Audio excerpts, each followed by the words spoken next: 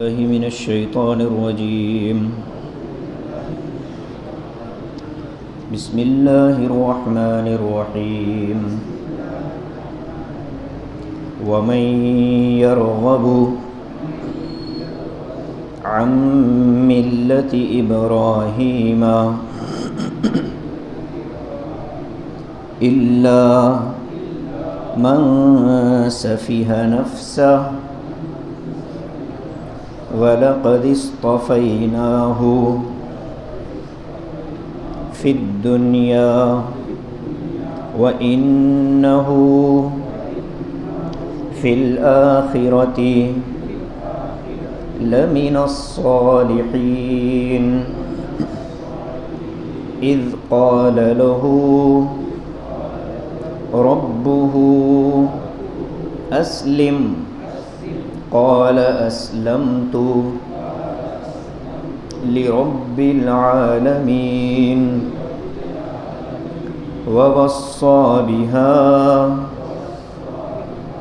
إبراهيم بنيه ويعقوب يا بني إن الله اصطفى لكم الدين فلا تموتن إلا وأنتم مسلمون. صدق اللہ العظیم. ترجمہ دیکھیے. وَمَن يَرْغَبُ عَن مِّلَّةِ إِبْرَاهِيمَ إِلَّا مَن سَفِهَ نَفْسَهُ. ابراہیم علیہ السلام کے طریقے سے وہی آدمی روگردانی کرتا ہے جو اپنی ذات میں بے وقوف ہو. وَلَقَدِ اصْطَفَيْنَاهُ فِي الدُّنْيَا. ہم نے حضرت ابراہیم کو دنیا میں نبوت کے لیے منتخب کر لیا تھا. وَإِنَّهُ فِي الْآخِرَةِ لَمِنَ الصَّالِحِينَ. اور بے شک وہ حضرت ابراہیم آخرت میں لائق اور کامیاب نیک لوگوں میں ہوں گے. اذ قال له ربه اسلم. جبکہ ان سے ان کے رب نے کہا اسلام لے آؤ. دوسرا ترجمہ جبکہ ان سے ان کے رب نے کہا فرما بردار بن جاؤ. قال انہوں نے عرض کی اسلمت میں فرما بردار بن گیا لرب العالمین رب العالمین کے لیے. ووصى بها ابراہیم بنیہ ویعقوب. اور اسی بات کی نصیحت اور وصیت کی ابراہیم نے اور یعقوب نے اپنی اولاد کو. یا بنیہ یوں کہا کہ اے میرے بیٹو ان اللہ اصطفى لکم الدین. بے شک اللہ تبارک و تعالی نے تمہارے لیے اس دین کو منتخب کر لیا ہے، پسند کیا ہے. فلا تموتن الا وانتم مسلمون. تو تم ہرگز اسلام سے باہر نہ نکلنا. ایک ترجمہ فلا تموتن الا وانتم مسلمون. تمہیں موت نہ آئے مگر یہ کہ تم مسلمان ہونے کی حالت میں مرو. یہ 3 آیتیں ہیں. گزشتہ حضرت ابراہیم علیہ السلام کی دعاؤں کا تذکرہ تھا. انہوں نے جو دعائیں مانگی تھی کعبۃ اللہ کی تعمیر کے وقت میں، بنائے کعبہ کے وقت میں، ان دعاؤں میں حضرت ابراہیم نے ایک دعا مانگی تھی جس کا دوسری دعا میں تذکرہ ہے ربنا وجعلنا مسلمین لک. اور اس کے بعد ومن ذریتنا امۃ مسلمۃ لک.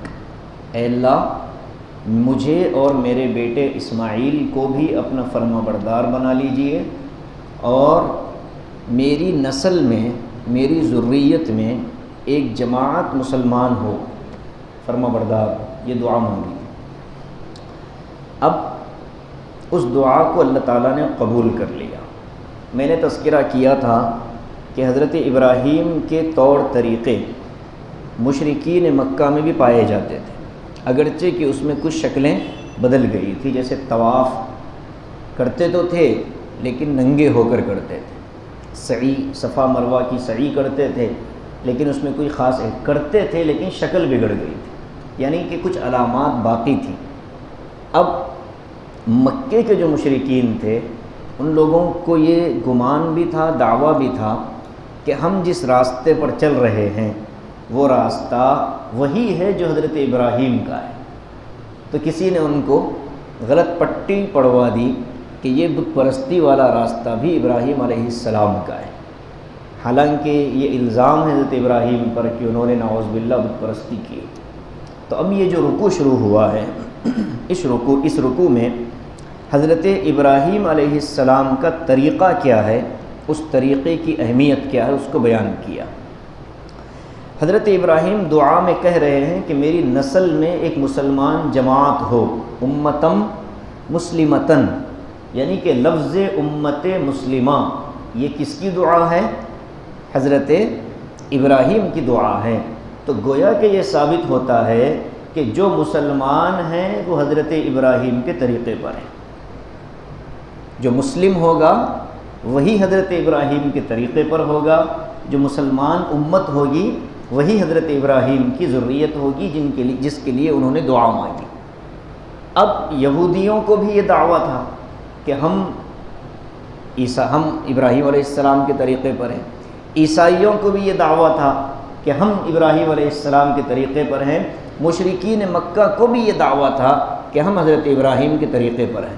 اللہ تعالیٰ نے سب کے دعووں کو باطل قرار دیا اور ایک عام بات فرمائی، وَمَن يَرْغَبُ عَن مِّلَّةِ إِبْرَاهِيمَ إِلَّا مَن سَفِهَ نَفْسَهُ، کہ ابراہیم علیہ السلام کی اتباع، ان کے طور طریقوں کو چھوڑنا کسی عقل والے انسان کی بات نہیں ہے۔ جو ان کا طریقہ چھوڑ رہا ہے وہ حقیقتاً سفیہ ہے۔ سفیہ کا مطلب ہے بے وقوف اور احمق ہے۔ حضرت تھانوی نے ترجمہ کیا اپنی ذات میں احمق ہے، یعنی پکا احمق ہے۔ حضرت ابراہیم کا طریقہ کیا تھا کہ جس کی پیروی نہ کرنے والوں کو قرآن احمق کہہ رہا ہے، وہ طریقہ آگے بتایا گیا ہے جہاں سے فرمایا اذ قال لہ ربہ۔ اب یہاں سے حضرت ابراہیم کی شان بتائی جا رہی، وَلَقَدِ اصْطَفَيْنَاهُ فِي الدُّنْيَا، ہم نے ابراہیم کو نبی بنانے کے لیے منتخب کر لیا تھا، چن لیا تھا۔ اصطفیٰ کا مطلب چن لینا۔ مصطفیٰ نبی کریم صلی اللہ علیہ وسلم کا ایک نام کیا ہے؟ مصطفیٰ، مطلب چنے ہوئے، سلیکٹڈ۔ ایک نام ہے آپ کا مجتبی، اٹھائے ہوئے، چنندہ، اس کا بھی تقریباً وہی سملر معنی ہے۔ تو اللہ فرماتے ہیں وَلَقَدِ اصْطَفَيْنَاهُ فِي الدُّنْيَا، کہ ہم نے ابراہیم کو نبی بنانے کے لیے چنا۔ مطلب یہ ہے کہ ہر ایرا غیرہ نبی نہیں بن سکتا، جس کو اللہ چن لے نبوت کے لیے وہی نبی بنتا ہے۔ اسی طریقے سے فرمایا گیا ہر کس و ناقص سے اللہ تبارک و تعالی دین کا کام نہیں لیتا، بلکہ جس کو اللہ چن لیتا ہے اس سے کام لے لیتا ہے۔ اللہ سے دعا مانگنا ہے، اللہ ہم سے کام لیجئے۔ اللہ بے نیاز ہے، ان کو کوئی پرواہ نہیں، ہماری ضرورت ہے، ہماری احتیاج ہے۔ تو فرمایا وَلَقَدِ اصْطَفَيْنَاهُ فِي الدُّنْيَا، دنیاوی اعتبار سے ان کا مقام اتنا بلند کہ وہ دنیا میں نبی تھے۔ وَإِنَّهُ فِي الْآخِرَةِ لَمِنَ الصَّالِحِينَ، اور آخرت میں وہ نیک لوگوں میں ہوں گے، یعنی انبیاء میں ہوں گے۔ صالحین کا ترجمہ حضرت تھانوی نے کیا لائق لوگ۔ آپ کا کیا نام؟ لائق، وہ لائق لوگ۔ لائق اور لائق تقریباً ایک ہی معنی میں، یعنی قابل لوگ، اللہ تبارک و تعالیٰ کی نعمتوں کے حقدار لوگ، یہ ہیں صالحین۔ تو حضرت ابراہیم آخرت میں کیا ہوں گے؟ انبیاء کے ساتھ، صلحاء کے ساتھ ہوں گے۔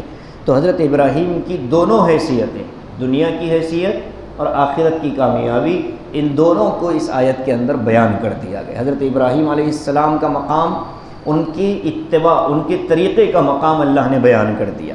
یہیں سے علماء فرماتے ہیں کہ جو ملت ابراہیمی یعنی اسلام ہے، وہ عقل مند لوگ جلدی قبول کر لیتے ہیں، بے وقوف قسم کے لوگوں کو جلدی سمجھ میں نہیں آتا۔ یہیں سے امام ابو حنیفہ نے فرمایا کہ اگر اللہ نبیوں کا سلسلہ نہ جاری کرتے اور نبیوں کو نہ بھیجتے تو عقل مندوں پر تب بھی فطرت کی چیزوں کو دیکھ کر ایمان لانا ضروری ہوتا ہے۔ یہ ہمارا دین اتنا نیچرل ہے، ہمارے دین کا ہر حکم اتنا قدرتی اور اتنا فطری ہے، کسی کو سمجھ میں نہ آئے تو اس کی عقل کا فطور ہے، جس کو یہاں فرمایا الا من سفیہ نفسہ، اس کی خود عقل خراب ہے، حکم کے اندر کوئی تبدیلی نہیں۔ آپ جتنے احکام ہیں اٹھا کر دیکھ لیجیے۔ بلکہ حضرت اقدس تھانوی رحمۃ اللہ علیہ نے تو ایک کتاب لکھی، اس کتاب کا نام ہے احکام اسلام عقل کی نظر میں۔ کیا نام ہے؟ احکام اسلام عقل کی نظر میں۔ انہوں نے سارے احکام بیان کیے اللہ کے، اور ہر حکم کو عقلی بنیاد پر ثابت کیا کہ دیکھو یہ عقل کے خلاف نہیں ہے، یہ عقل کے خلاف نہیں، یہ عقل کے خلاف نہیں۔ جیسے کوئی حکم اللہ کی طرف سے آئے تو لوگ کہتے سمجھ میں نہیں آ رہا، کہ ہم کو سمجھ میں نہیں آیا، اللہ نے حضرت تھانوی نے سمجھایا ہے کہ دیکھو یہ چیز سمجھنے کی۔ پردہ، حجاب اس وقت کا برننگ ایشو، تو اس کو کس بنیاد پر اٹھایا گیا یہ الگ معاملہ، لیکن اس کو اٹھانے والے جو بیوقوف قسم کے لوگ ہیں، جن کو اس کی پوری حقیقت کا علم نہیں ہے، ان کے بارے میں قرآن کہہ رہا ہے کہ یہ تو سفیہ ہیں، الا من سفیہ نفسہ، ان کی عقل نہیں، سمجھدار نہیں ہے۔ اگر عقل ہوتی تو یہ کہہ دیتے کہ ہر عورت کے لیے حجاب اس کی فطرت کی ضرورت ہے، اس کی فطرت یہ آواز دیتی ہے کہ مجھے پردے میں رکھو، اس کی فطرت اندر سے آواز دیتی ہے کہ مجھے حیا میں رکھو، مجھے بے پردہ نہ کرو۔ اللہ فرماتے ہیں کہ حضرت ابراہیم علیہ السلام کی فطرت کی سنت اور ان کا طریقہ فطرت کے عین مطابق ہے، اور جس کی فطرت اچھی ہے وہ دین اسلام بہت جلدی قبول کر لیتا ہے۔ جس کی فطرت میں خرابی ہوگی وہ دین پر جلدی نہیں آتا۔ مسلمانوں کے اندر بھی آپ دیکھیں سلیم الفطرت لوگ، جن کی عقلیں اچھی ہوتی ہیں، جن کی سمجھداری ہوتی ہے، دوسرے الفاظ میں یوں کہہ دے کہ جن کی خاندانوں کے اندر جہالت نہیں پائی جاتی، علم ہوتا ہے، تدبر ہوتا ہے، ایسے افراد دین پر عمل کرنے میں بہت زیادہ مطمئن ہوتے ہیں، اور جن کے خاندانوں میں علم کی اتنی ہوائیں نہیں چلتی، عقل کے اعتبار سے کمزور ہوتے ہیں، یا جہالت کا ان کے اندر دور دورہ ہوتا ہے، بدعات اور خرافات ان خاندانوں میں زیادہ پائی جاتی ہے۔ ہم اپنی زبان میں کہتے ہیں کسی کے گھر میں شادی ہو، اعلیٰ خاندان، اعلیٰ تعلیم یافتہ گھر کی شادی دیکھ لیں اور بالکل بے پڑھے لکھے گھر کی شادی دیکھ لیں، دونوں میں زمین و آسمان کا فرق میں، وہاں ایک بھی رسم نہیں چھوڑی جاتی۔ وہاں لڑکا بلایا جائے گا، مخنث لوگوں کو، مخنث کیا بولتے ہیں اس کو، مخنث سمجھ رہے نا بھائی، وہ جو نہ مرد ہوتا ہے نہ عورت ہوتی ہے بلکہ درمیان میں ہوتے ہیں، تو ان کو بلا کر کے پھر ناچ گانا ہوتا ہے، وہ ڈھول ڈھولک بجاتے رہتے ہیں، وہ عورتوں میں رہتے ہیں۔ بہرحال جو چیزیں یہ آج بھی بعض گھرانوں میں پائی جاتی ہے، شادی کا حصہ ہوتا ہے۔ شادی کے بعد گھر کی دیواروں پر رنگ ڈالا جاتا ہے، انڈے پھوڑے جاتے ہیں، یہ بھی ہوتا ہے، جہالت کا یہ بھی حصہ ہے۔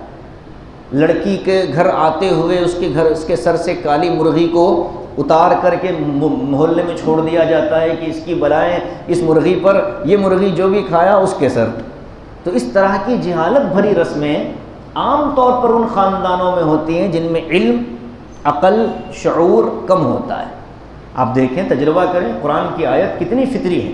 کہتے ہیں کہ اسلام پر وہی عمل کرے گا جس کی فطرت اچھی ہے، اور جس کے اندر جہالت ہے، عقل مندی نہیں ہے، بے وقوفی ہے، حماقت ہے، احمق ہے، ایسے لوگ دین سے اعراض کریں گے۔ ان کے سامنے آپ ہزار دلائل دے دیں، ہزاروں مرتبہ سمجھا لیں، وہ یہی کہے گا کہ ٹھیک ہے، لیکن ہمارے خاندان کا رواج ہے، ہم اپنے رواج سے ہٹ نہیں سکتے۔ قرآن نے اس کو اس آیت میں بیان کیا ہے، وَمَن يَرْغَبُ عَن مِّلَّةِ ابراہیم، حضرت ابراہیم کا طریقہ یعنی دین اسلام، وہی آدمی اس پر عمل کرتے ہوئے پیچھے ہٹتا ہے کہ جو بے عقل ہوگا۔ اور ابراہیم کا مقام، وہ دنیا میں نبی تھے، آخرت میں صالحین میں سے ہوں گے۔ اب حضرت ابراہیم سے اللہ نے کہا بطور الہام کے، حضرت تھانوی نے یہاں بریکٹ میں حاشیہ لکھا کہ بطور الہام کے اللہ نے بات ڈالی، کیا؟ اسلم، جب کہ ان کے رب نے ان سے کہا اے ابراہیم فرما بردار ہو جاؤ، تو حضرت ابراہیم نے فوراً کہا اسلمت، اے اللہ میں تو فرما بردار بن گیا، لرب العالمین، رب العالمین کے لیے۔ آیت بڑی چھوٹی ہے لیکن اس میں دو بحثیں بڑی اہم ہیں۔ پہلی بحث یہ ہے کہ کیا حضرت ابراہیم علیہ السلام نے اس بات کے آنے سے پہلے، اسلم کے لفظ اترنے سے پہلے، کیا وہ اللہ کے نافرمان تھے نعوذ باللہ؟ ایک سوال۔ دوسرا سوال یہ ہے کہ حضرت ابراہیم نے یہ کیوں کہا اسلمت لرب العالمین؟ اللہ کو یہ کہہ سکتے تھے کہ مولا میں آپ کا فرما بردار بن گیا، اسلمت لک، لیکن حضرت ابراہیم نے اسلمت لرب العالمین کہا۔ ان دونوں پر حضرت مفتی محمد شفیع صاحب نے بڑا اچھا کلام کیا ہے۔ حضرت نے کہا، حضرت تھانوی نے تو اس کو عنوان قائم کیا اور فرمایا کہ یہاں ایک اعتراض ہو سکتا ہے، شبہ، وہ یہ ہے کہ حضرت ابراہیم نے اس لفظ کے نازل ہونے سے پہلے یا ایک دل میں آنے سے پہلے اللہ کی نافرمانی کی تھی کہ جو اللہ یوں کہہ رہے ہیں کہ فرما بردار ہو جاؤ؟ نہیں، بلکہ نبوت کے دیے جانے سے پہلے نبیوں پر ایک وقت آتا ہے جس وقت کو کہتے ہیں خالی الذہنی کا وقت، خالی الذہنی کا وقت، بلینک ہے ذہن۔ حضرت ابراہیم تلاش کر رہے تھے اللہ کو، بچپن سے تلاش کرتے تھے، کبھی انہوں نے چاند کو دیکھا، کبھی ستاروں میں دیکھا، کبھی سورج کو دیکھا، فلما جن علیہ اللیل رأى کوکبا قال ھذا ربی۔ تو یہ جو رکوع ہے پورے کا پورا، جو اختتام، جو مضمون ہے، جس کا اینڈ کہاں ہے، انی وجہت وجہی للذی فطر السماوات والارض حنیفا وما انا من المشرکین۔ تو یہ جو حضرت ابراہیم کا پورا بچپن کا پروسیس ہے وہ بھی آپ ذہن میں رکھیں، ان کی جوانی کے مناظروں کو ذہن میں رکھیں، نمرود کے دربار میں کھڑے ہیں، یہ سارا استقامت جو ان کے اندر آئی وہ ان کے اعلان نبوت سے پہلے کی وہ کیفیتیں تھیں کہ جن کیفیتوں پر وہ پروان چڑھ رہے تھے، ان کو تلاش تھی اللہ کہاں ہے، میرا معبود کون ہے میرا معبود جس کی میں فرمانبرداری کروں۔ شرک، بت پرستی، کفر کا شائبہ نہیں بلکہ خالی الذہنی کا شائبہ۔ اور جب تک خالی الذہن تھے، جب تک ان کو کوئی حکم نہیں ملا، اور جس وقت حکم نازل ہوا اس وقت ان کا ذہن ایک راستے پر چل پڑا کہ اللہ کو ماننا ہے، اسلمت لرب العالمین۔ حضرت تھانوی فرماتے ہیں کہ نبی کا وہ خالی الذہن رہنے کا موقع اللہ نے اس کو فرمایا اسلم، کہ بھائی اب تم فرما بردار بن جاؤ۔ مطلب یہ نہیں ہوتا کہ تم اب تک نافرمان تھے۔ اس کو ایک مثال سے سمجھیں۔ بیت الخلاء آدمی جاتا ہے، واپس نکل کر کیا کہتا ہے؟ کیا پہلا جملہ اس کی زبان سے نکلتا ہے؟ زور سے، غفرانک۔ اور صحیح روایت کے اندر اتنا ہی لفظ ملتا ہے، ایک روایت میں اتنا ہی ٹکڑا ملتا ہے، غفرانک۔ اب یہ جو غفرانک کا لفظ ہے اس کے معنی کیا ہیں؟ اے اللہ مجھے معاف فرما دیجئے، میری مغفرت فرمائیے۔ آدمی کہاں سے آ رہا؟ استنجا سے آ رہا، ایک ضرورت کی تکمیل سے آ رہا، تو باہر نکلنے کے بعد معافی کیوں مانگ رہا ہے؟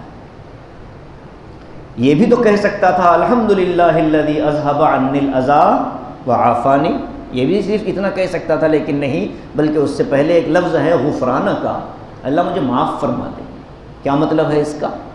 اس کا مطلب یہ ہے، صوفیہ نے فرمایا کہ دیکھو جب تک بندہ بیت الخلاء میں ہے، ایک مومن، تو اس کی زبان ذکر اللہ سے خالی ہے، اس کی زبان پر ذکر جاری نہیں ہو سکتا۔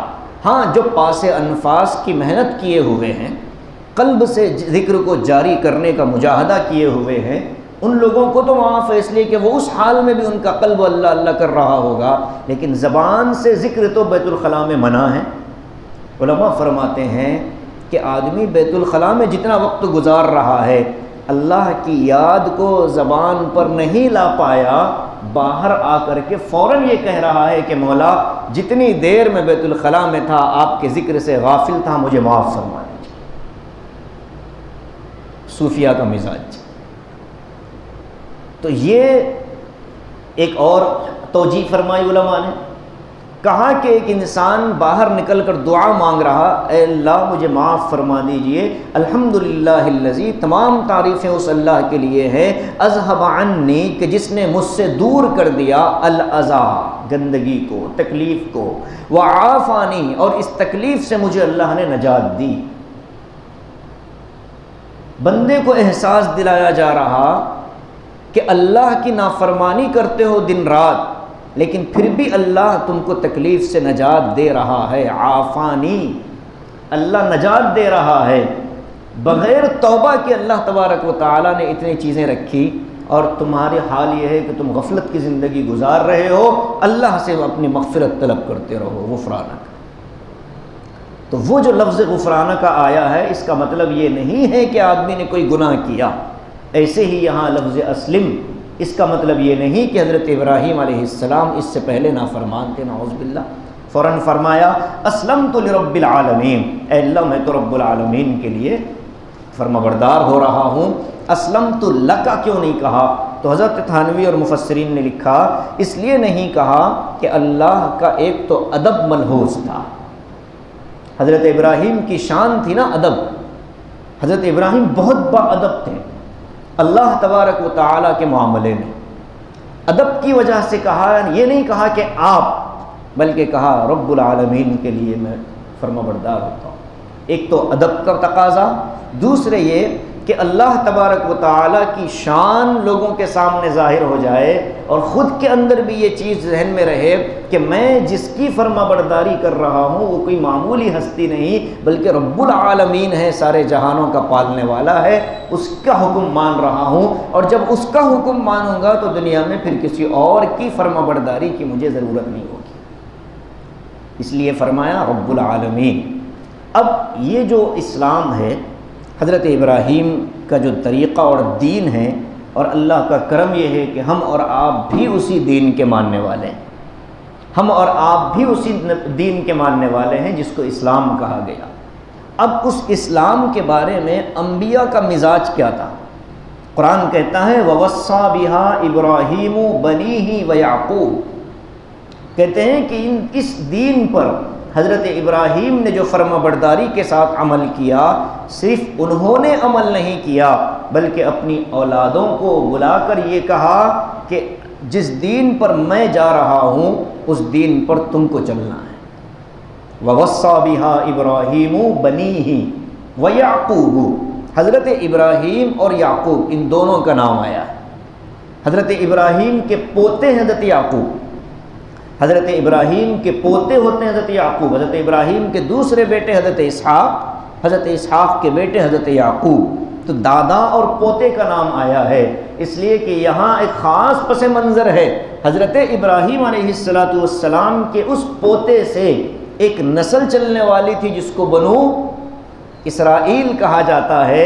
پہلے صفحے پر جو تذکرہ تھا وہ بنو اسماعیل کا تھا، اس بنو اسماعیل کے لیے تو اسلام کی دعا حضرت ابراہیم کر چکے تھے، اب بنو اسحاق کے لیے حضرت یعقوب علیہ السلام دعا کر رہے ہیں، نصیحت کر رہے ہیں۔ یہ اللہ تبارک و تعالی اس آیت سے پورے یہودیوں اور عیسائیوں کو یہ پیغام دے رہا ہے کہ دیکھو تم جس یعقوب کو اپنا نبی مانتے ہو وہ یعقوب بھی اپنی نسلوں کو اسی ایمان پر اسلام پر آنے کا حکم دے کر گئے، اس لیے اس خاص نبی کو ذکر کیا، فرمایا وَوَصَّى بِهَا إِبْرَاهِيمُ، اس بات کا حکم، نصیحت ابراہیم نے بھی کی اپنی اولاد کو، ویعقوب اور حضرت یعقوب نے بھی کی، خاص نام لیا۔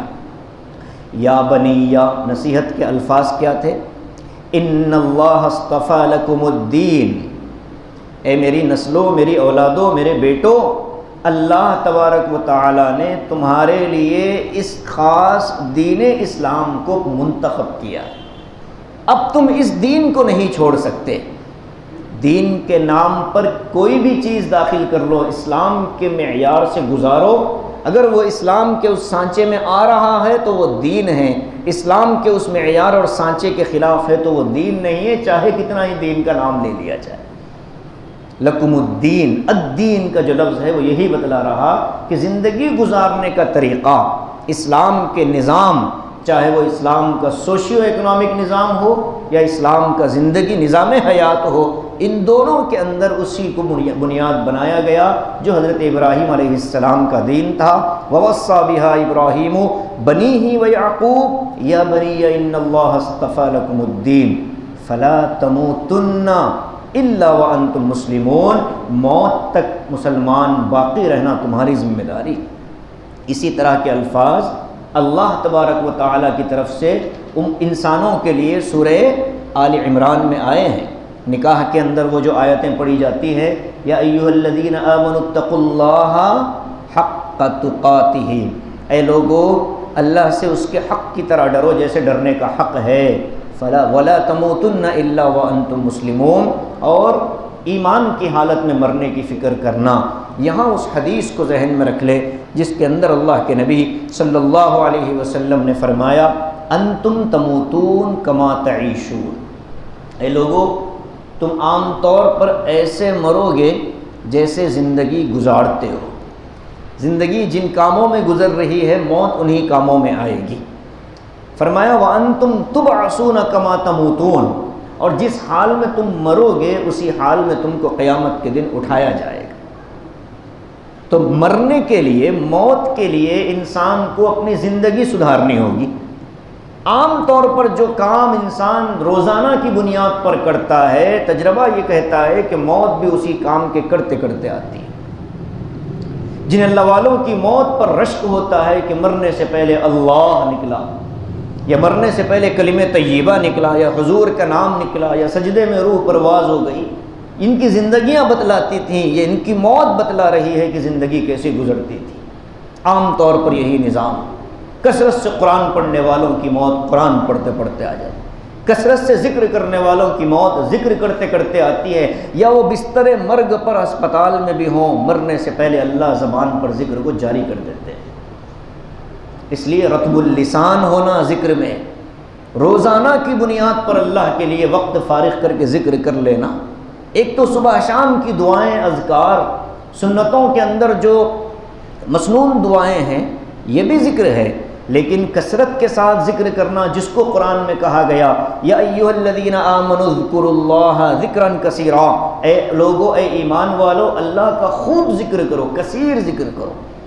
علماء نے کثیر ذکر کے لیے جو طریقے ایجاد کیے وہ ہے 12 تسبیح روزانہ کی، روزانہ کی 12 تسبیح کسی وقت فارغ کر کے، صبح شام میں کوئی ایک وقت متعین کر کے، رات کی تنہائی ہو یا صبح کا وقت ہو بہتر ہے، لیکن یہ ہے کہ تنہائی میں بیٹھ کر اللہ سے لو لگا کر کے اللہ کا نام بولنا ہے، اللہ اللہ کرنا ہے۔ 1200 مرتبہ اگر روزانہ اللہ اللہ کریں گے تو امید ہے کہ کثرت سے ذکر کرنے والوں کی فہرست میں اللہ نام شامل کر دے، معمول بنایا جائے، قرآن کی تلاوت کا معمول بنایا جائے، کثرت سے قرآن کی تلاوت۔ مسلمانوں کا مزاج تھا 7 دن میں قرآن پاک پڑھا کرتے تھے، آج وہ مزاج چھوٹ رہا ہے، 7 مہینے ہو جاتے ہیں ایک قرآن پاک کا دور نہیں ہو پاتا، تو 7 دن میں قرآن پڑھنے کا مزاج، کثرت سے قرآن کی تلاوت کرنے والوں کی فہرست میں نام آئے گا۔ نوافل کا اہتمام، تہجد ہے، اشراق اور چاشت ہے، اوابین ہے، ان نمازوں کا کثرت کے ساتھ اہتمام، سنن قبلیہ اور سنن بعدیہ، چلتے پھرتے اللہ اللہ۔ جس حال میں ہماری زندگی گزرے گی اسی حال میں موت آئے گی، اور جس حال میں موت آئے گی اسی حال میں اللہ قیامت کے دن قبر سے اٹھائے گا۔ اس کو فرمایا یا بنی ان اللہ اصطفیٰ لکم الدین، اللہ تعالیٰ نے اس دین اسلام کو تمہارے لیے چن لیا ہے، منتخب کر دیا ہے، پسند کر دیا ہے۔ فلا تموتن الا وانتم مسلمون، تم کو فکر کرنی ہے کہ ایمان اور اسلام کی حالت میں دنیا سے جائیں۔ ہمیں جنازے کے اندر ایک دعا سکھائی گئی، اللہم اغفر لحینا ومیتنا وشاہدنا وغائبنا وصغیرنا وکبیرنا وذکرنا وانسانا، آگے اللہم من احییتہ منا، اے اللہ آپ ہم میں سے جس کو حیات دے کر کے باقی رکھیں، فَأَحْيِهِ عَلَى الْإِسْلَامِ، تو اس کو اسلام پر باقی رکھیے، وَمَن تَوَفَّيْتَهُ مِنَّا، اور جس کو آپ وفات دے کر اپنے پاس بلائیں، فَتَوَفَّهُ عَلَى الْإِيمَانِ، اے اللہ اس کو ایمان پر موت دینا۔ کتنی پیاری دعا ہے، ایک تو میت کے لیے مغفرت کی دعا ہو رہی ہے، اللہم اغفر لحینا ومیتنا، اے اللہ ہمارے زندوں کے لیے، ہمارے مردوں کے لیے مغفرت کی دعا ہو گئی، اب اپنے لیے دعا مانگی جا رہی ہے کہ اللہ جب تک دین پر، جب تک دنیا میں باقی ہیں اسلام پر باقی رکھیے، جب دنیا سے جانے کا وقت ہو، وفات کا وقت آئے، ایمان کے ساتھ اٹھائیے۔ یہ دعا توفنا مسلمین والحقنا بالصالحین، دعائیں سکھائی گئی اللہ کے نبی۔ تو ان دعاؤں کو کثرت سے مانگنا۔ دیکھیے اللہ تعالیٰ کو کسی کی کوئی پرواہ نہیں، مانگنے والوں کی طرف اللہ کی رحمت متوجہ ہوتی ہے، مانگنے والوں کی طرف اللہ کی رحمت توجہ کرتی ہے۔ اور جو بندہ اپنی جو ضرورت دل کے اخلاص کے ساتھ اللہ سے مانگے گا، اللہ تبارک و تعالیٰ اس کی اس ضرورت کو ضرور پورا کرے گا۔ علماء نے ایک عجیب نکتہ لکھا ہے، طبیعت خوش ہو جاتی ہے۔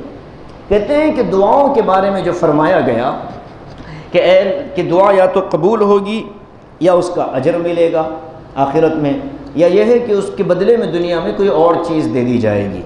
علماء نے فرمایا کہ ایک دعا ایسی ہے جو مانگو گے وہی ہوگا، وہ ہے ایمان پر خاتمہ، اس لیے کہ اس کا متبادل نہیں ہے۔ ایمان پر خاتمے کی دعا کا کیا متبادل؟ اس لیے علماء نے لکھا نکتہ کہ انسان کو روزانہ کم از کم 70 مرتبہ یہ دعا مانگنی ہے کہ اللہ ایمان کی حالت میں دنیا سے اٹھا لیجیے۔ ہم روزانہ 7 مرتبہ بھی نہیں مانگتے، چلتے پھرتے اٹھتے بیٹھتے اللہ سے خاتمہ بالخیر، ایمان کی حالت میں دنیا سے جانے کی دعائیں مانگنی ہیں۔ جب ہم دعا اخلاص سے مانگیں گے، اللہ پھر ان راستوں پر ہم کو چلائے گا کہ جن راستوں پر چل کر ایمان کی حالت میں دنیا سے جانے کا موقع ملے گا۔ ہم پہلے چلیں گے پھر دعا مانگیں گے تو موت تک آدمی چل نہیں پائے گا۔ اللہ سے پہلے مانگ لو، اللہ سے خوب مانگ لو، گڑ گڑا کر کے مولا آپ بے نیاز، میری ضرورت ہے، ایمان پر مرنا میری ضرورت ہے مولا، آپ کا کوئی اس سے کام نہیں ہوگا، بس مجھے دے دیجئے۔ تڑپ کر کے اللہ سے مانگنا ہے، اپنی ہر دعا میں اس کو شامل کر لیجئے۔ ہمارے لیے بھی، پوری امت مسلمہ کے لیے بھی یہ نصیحت انبیاء اپنی اولاد کو کر رہے ہیں، ہمیں اپنی اولاد کے بارے میں کتنی فکر کرنی ہے، اس موضوع پر انشاءاللہ اگلے درس میں گفتگو ہوگی، اس لیے کہ وہاں حضرت یعقوب علیہ السلام کا مستقل ایک یوں سمجھ لیجئے کہ قصہ آ رہا، انہوں نے اپنی اولاد سے کیا کہا ان کی موت کے وقت میں، اس پر انشاءاللہ گفتگو ہوگی۔ خلاصہ کلام یہ ہے کہ دنیا میں حضرت ابراہیم کا جو طریقہ ہے وہ مسلمانوں کا اسلام طریقہ ہے، جو نبی کریم صلی اللہ علیہ وسلم کے ذریعے سے امت کو پہنچایا گیا دنیا میں۔ آج بھی کامیابی کا وہی واحد راستہ ہے، پہلے بھی وہی تھا۔ حضرت موسیٰ، حضرت عیسیٰ، حضرت ابراہیم، ان انبیاء کا جو دین تھا یہی دین اسلام تھا، بنیادوں میں کوئی تبدیلی نہیں ہوئی، کچھ احکام کے اندر تبدیلی واقع ہوئی، باقی جو بنیاد ہے توحید اور رسالت، ان بنیادوں پر کبھی کوئی تبدیلی نہیں ہوئی، پہلے سے اب تک یہی دین چلا آ رہا۔ اس لیے ہماری فکر یہ ہو کہ ہم دین اسلام پر کاربند رہیں اور اپنی استطاعت اور طاقت کے بقدر دین اسلام کو اچھے انداز میں امت کے سامنے رکھیں، تاکہ اسلام پر جو اعتراضات ہوتے ہیں ان اعتراضات کے لیے ہم کچھ نہ کچھ جواب دینے والے بنیں۔ جواب کا مطلب بحث نہیں ہوتا، وضاحت بھی کبھی کبھی جواب ہوتی ہے۔ تو جو شکوک و شبہات اس وقت مثال کے طور پر حجاب اور پردے سے متعلق آ رہے ہیں، ان شکوک و شبہات کو ایک مسلمان لڑکی ہو کہ ایک مسلمان لڑکا، یہ پوری سمجھداری کے ساتھ، پورے وقار کے ساتھ بتائیں اپنے غیر مسلم دوستوں اور بھائیوں کو کہ حجاب کی اور پردے کی ایک عورت کو کتنی ضرورت ہے۔ اسلام کا حکم نام نہ لیں، پردے کی ایک عورت کو کیا ضرورت ہے، ایک عورت پردے میں کتنی محفوظ ہے اور بے پردہ عورت کتنی غیر محفوظ ہے، اور فطری طور پر ایک عورت کی یہ ضرورت اور تقاضا ہے۔ ان چیزوں کو اگر اپنے ساتھ رہنے والے برادران وطن تک اچھے انداز میں پہنچائیں تو امید ہے کہ ان کے بھی بات سمجھ میں آئے گی۔ آج جس کو دنیا 20% لوگوں سے مٹانے کی کوشش کر رہی ہے، ہو سکتا ہے کہ کل کو وہ 40% کے سروں پر آ جائے۔ اچھے انداز میں ادعو الی سبیل ربک بالحکمت والموعظۃ الحسنہ کا ایک نمونہ امت کے سامنے رکھیں، تاکہ پھر لوگوں کے اندر اسلام کی محبت پیدا ہو، خود مسلمان بھی اس پر 100% عمل کرنے والے بنیں۔ آج لوگوں کو یہ کہنے کا موقع مل رہا ہے، اور بڑی افسوس کی بات ہے کہ موقع ہم نے فراہم کیا، ہم نے لوگوں کو یہ کہنے پر مجبور کیا کہ داڑھی مسلمان سب نہیں رکھتے، لہٰذا مسلمانوں میں اس کا دین سے کوئی تعلق نہیں، ایسے ہی پردے کے بارے میں ان کے ذہن میں یہ ہے کہ ساری مسلمان عورتیں چونکہ پردہ نہیں کرتی، لہذا یہ بھی دین کا کوئی حکم نہیں، بلکہ زبردستی بعض تنگ نظر لوگوں نے، مولویوں نے ان کے ذہنوں پر مسلط کیا ہے۔ تو یہ چیز اس کا جواب عملی طور پر دینا ہوگا۔ جو بے پردہ لڑکیاں یا لڑکے ہیں، لڑکیاں ہیں یا عورتیں ہیں، ان کو پردے میں لانا پڑے گا۔ جو بے ریش ہمارے مرد ہیں، ان کے چہروں پر نبی پاک صلی اللہ علیہ وسلم کی سنت کو زندہ کرنے کا ان کو ہمت اور حوصلہ ان کے دلوں میں پیدا کرنا ہوگا۔ عمل کے اندر سے کوئی چیز کبھی نکال نہیں سکتا۔ بس دعا ہے اللہ تعالیٰ ہمیں جب تک زندہ رکھے، اسلام پر 100% اسلام پر چلائے، اور جب آخری وقت ہو تو کامل ایمان پر اللہ ہم سب کا خاتمہ فرمائے۔ آمین وآخر دعوانا ان الحمد للہ رب العالمین۔